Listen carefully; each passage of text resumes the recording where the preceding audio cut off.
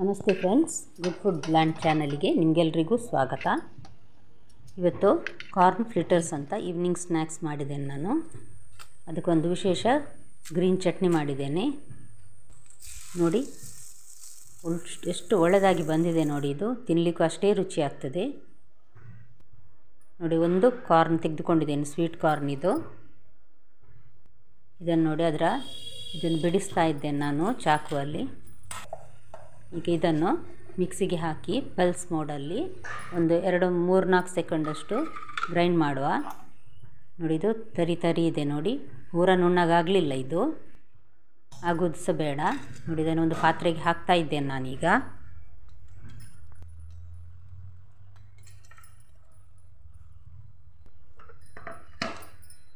ಇದಕ್ಕೆ ಒಂದು ಮಧ್ಯಮ ಗಾತ್ರದ ಈರುಳ್ಳಿ ಬೇಕು.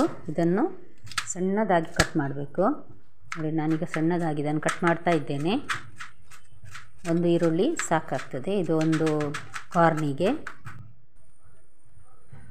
ಒಂದು ತುಂಬ ಕೊತ್ತಂಬರಿ ಸೊಪ್ಪು ಬೇಕಾಗ್ತದೆ ಇದಕ್ಕೆ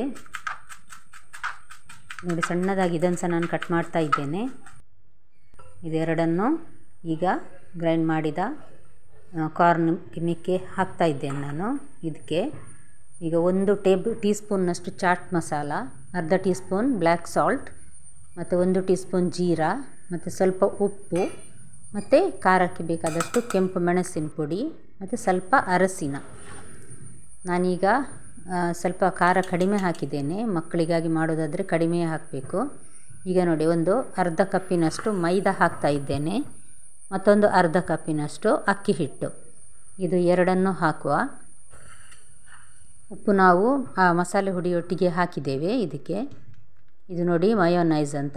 ಮಕ್ಕಳಿಗೆ ಮಾಡೋದಾದರೆ ಅಥವಾ ದೊಡ್ಡವರಿಗೂ ಹಾಕಿದರೆ ರುಚಿ ಆಗ್ತದೆ ಇದು ತಿನ್ನಲಿಕ್ಕೆ. ಒಂದು 2 ಟೇಬಲ್ ಸ್ಪೂನ್ನಷ್ಟು ಹಾಕಿದ್ದೇನೆ ನಾನೀಗ ಇದಕ್ಕೆ. ಇದನ್ನೆಲ್ಲ ಮಿಕ್ಸ್ ಮಾಡುವ ಒಮ್ಮೆ ನಾವು.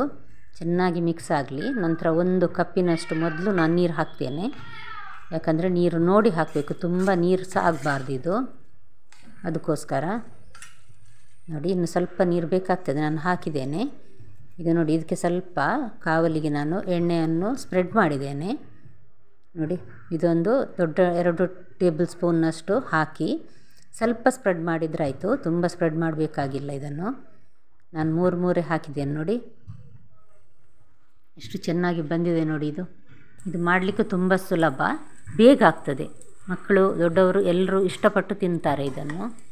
ಕೆಚಪ್ ಮತ್ತು ಯಾವುದಾದ್ರೂ ಚಟ್ನಿಯೊಟ್ಟಿಗೆ ಒಳ್ಳೆಯದಾಗ್ತದೆ. ನಾನಿಲ್ಲಿ ಹಸಿರು ಚಟ್ನಿ ಮಾಡಿದ್ದೇನೆ ಇವತ್ತು, ನಿಮಗೆ ತೋರಿಸ್ತೇನೆ ಅದನ್ನು. ಈಗ ನೆಕ್ಸ್ಟ್ ಇದು ಎರಡೂ ಬದಿ ನಾವು ಚೆನ್ನಾಗಿ ಬೇಯಿಸಬೇಕು.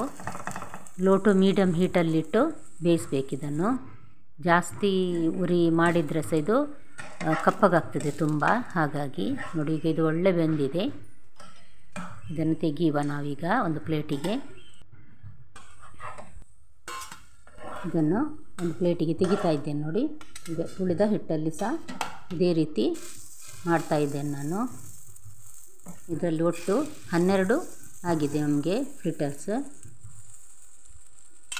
ಇದೇ ರೀತಿ ಎರಡೂ ಬದಿಯು ಲೋ ಟು ಮೀಡಿಯಮ್ ಹೀಟಲ್ಲಿ ಬೇಯಿಸುವ.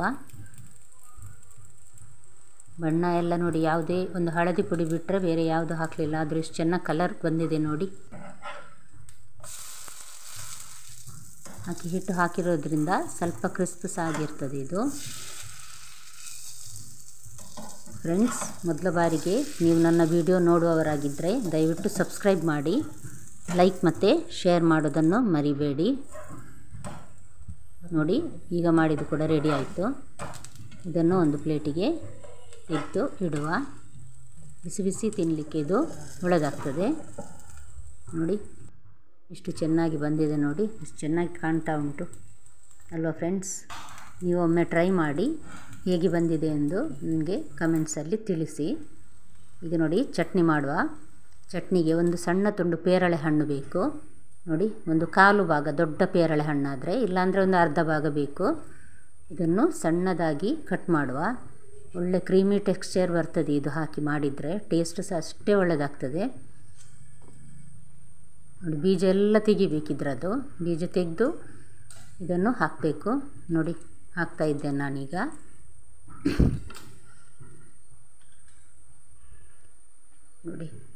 ತುಂಬ ಒಂದು ಹಿಡಿಯಷ್ಟು ಕೊತ್ತಂಬರಿ ಸೊಪ್ಪು ಮತ್ತು ತುಂಬ ಬೇಕಾಗ್ತದೆ ಪುದೀನ ಸಹ ಅಷ್ಟೇ ನೋಡಿ, ಒಂದು ಹಿಡಿಯಷ್ಟು ಹಾಕಿದ್ದೇನೆ ನಾನು. ಮತ್ತು ಕಾಯಿ ಮೆಣಸು, ಮತ್ತು ಒಂದು 4 ಬೆಳ್ಳುಳ್ಳಿ, ಒಂದು 3 ಟೇಬಲ್ ಸ್ಪೂನ್ನಷ್ಟು ದಪ್ಪ ಮೊಸರು ನೋಡಿ, ಬೆಳ್ಳುಳ್ಳಿ, ಸ್ವಲ್ಪ ಉಪ್ಪು, ಕಾಯಿ ಮೆಣಸು ಹಾಕಿ ತೋರಿಸೋದನ್ನು ಮರೆತು ಹೋದೆ. ಕಾಯಿ ಮೆಣಸು ಹಾಕಿ ಇದನ್ನು ನುಣ್ಣಗೆ ರುಬ್ಬುವ. ಇದು ಬೇಗ ನುಣ್ಣಗಾಗ್ತದೆ ನೋಡಿ. ಎಷ್ಟು ಚೆನ್ನಾಗಿ ಬಂದಿದೆ ಇದರ ಕಲರ್ ನೋಡಿ. ರುಚಿಯೂ ಅಷ್ಟೇ ಒಳ್ಳೆಯದಾಗ್ತದೆ. ಇದು ಪೇರಳೆ ಹಣ್ಣು ಹಾಕಿರೋದ್ರಿಂದ ಇದರ ರುಚಿ ಬೇರೆ ರುಚಿ, ಒಂದು ಅದ್ಭುತವಾಗಿದೆ ಇದರ ರುಚಿ. ನೀವು ಟ್ರೈ ಮಾಡಿ ನೋಡಿ, ಯಾವುದೇ ಸ್ನ್ಯಾಕ್ಸಿಗೆ ಇದು ಒಳ್ಳೆಯದಾಗ್ತದೆ ನೋಡಿ. ಈಗ ನಮ್ಮದು ಕಾರ್ನ್ ಫ್ರಿಟರ್ಸ್ ರೆಡಿಯಾಗಿದೆ ಸವಿಯಲು ನೋಡಿ ಫ್ರೆಂಡ್ಸ್. ಕೆಚಪ್ ಮತ್ತು ಈ ಗ್ರೀನ್ ಚಟ್ನಿಯೊಂದಿಗೆ ಒಮ್ಮೆ ನೀವು ಮಾಡಿ ನೋಡಿ, ರುಚಿ ಹೇಗೆ ಬಂತು ಎಂದು ತಿಳಿಸಿ ನನಗೆ. ನಾಳೆ ಇನ್ನೊಂದು ಹೊಸ ಅಡುಗೆಯೊಂದಿಗೆ ನಿಮ್ಮನ್ನು ಮತ್ತೆ ಭೇಟಿಯಾಗ್ತೇನೆ. ನೋಡಿದ ಎಲ್ಲ ವೀಕ್ಷಕರಿಗೆ ಧನ್ಯವಾದ.